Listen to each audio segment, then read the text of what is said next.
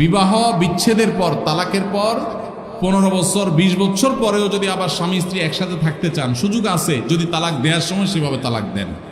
আমাদের দেশে সাধারণত তালাক দেওয়ার ক্ষেত্রে আমরা 1 তালাক 2 তালাক না, পারলে শত শত হাজার হাজার তালাক দেই। স্ত্রীকে একা না পারলে স্ত্রী 14 গোষ্ঠী সহ তালাক দেয়, আছে না নাই? এগুলা বিভ্রান্তি। যারা বিবাহ করেছেন তাদেরকে বলছি, আর যারা বিবাহ করবেন তাদেরকেও বলছি, খবরদার, দাম্পত্য জীবনে স্বামী স্ত্রীর মধ্যে যত বোঝাপড়ার গরমিল হোক, যত গন্ডগোল ফাসাদ হোক, কখনো রাগ উঠলো আর তালাক ঝেড়ে দিলেন, এই কাজটা কখনো করবেন না। আমি আমার এক উস্তাদ খুলনা দারুল উলুমের, ওনার কথা প্রায় বিভিন্ন জায়গায় বলি, হুজুরের কাছে তালাকের মাসআলা নিতে আসলে মাসআলার উত্তর দেওয়ার আগে ওনার গদির নিচে যে বেত থাকতো, ওই বেত দিয়ে আগে একদম পিটাই নিতেন। সে কোনো অফিসার, সে কোনো ব্যবসা প্রতিষ্ঠানের মালিক এসব দেখা দেখি নেই।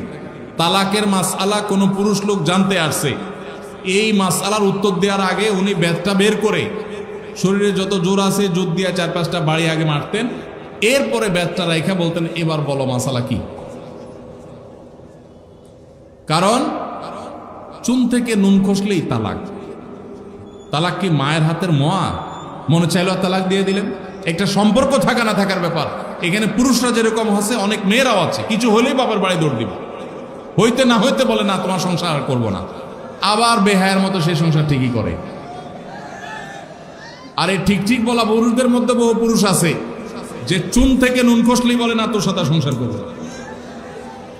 এই ছোট লোকই সবাই করবেন?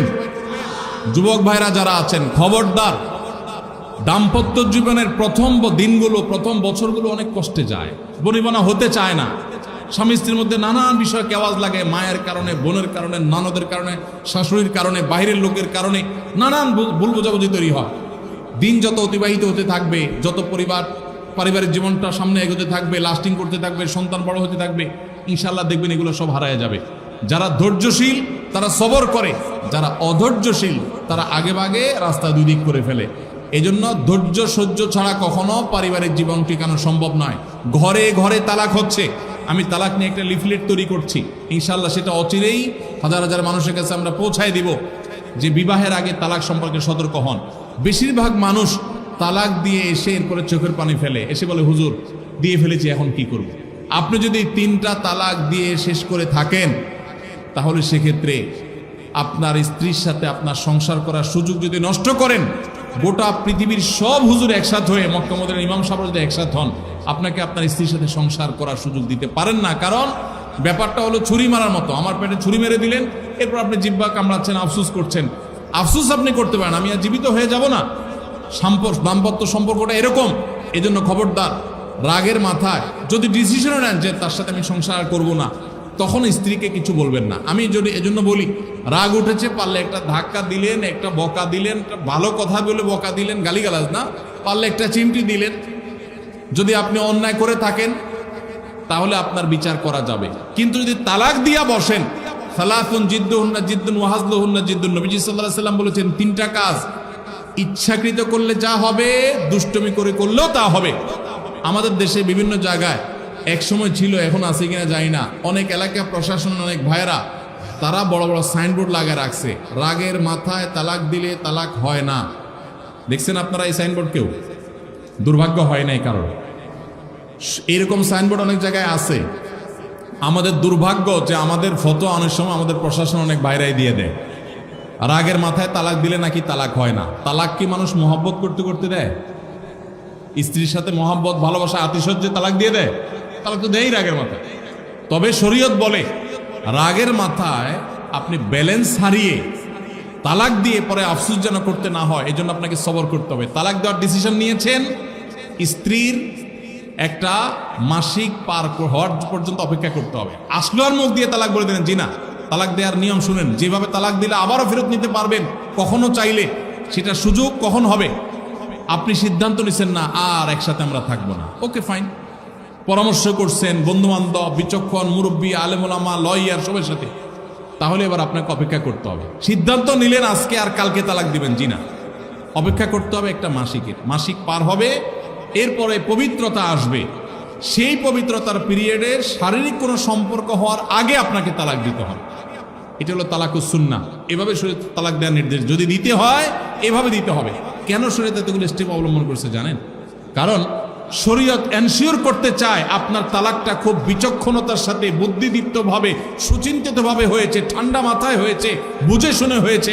আপনি এটা অ্যাবনর্মাল হয়ে মেজাজ হারিয়ে আপনি মাথা গরম করে দিয়ে ফেলেননি। এটা নিশ্চিত করবার জন্য এতগুলো সময়, এতগুলো স্টেপ নিয়েছে যে একটা মাসিকের পিরিয়ড পার হওয়ার পরও স্বামী স্ত্রী একে অন্যের প্রতি যথেষ্ট আকৃষ্ট হওয়ার কারণ থাকা সত্ত্বেও সেই শারীরিক সম্পর্ক করার আগে আপনি তালাক দিচ্ছেন, মানে হলো যথেষ্ট যৌক্তিকতা আছে এবং আপনি খুব কনভিন্স হয়ে বুঝে শুনে তালাক দিচ্ছেন। এটা এনশিওর করার জন্য শরীয়ত এতগুলো বাঁধ দিয়েছে।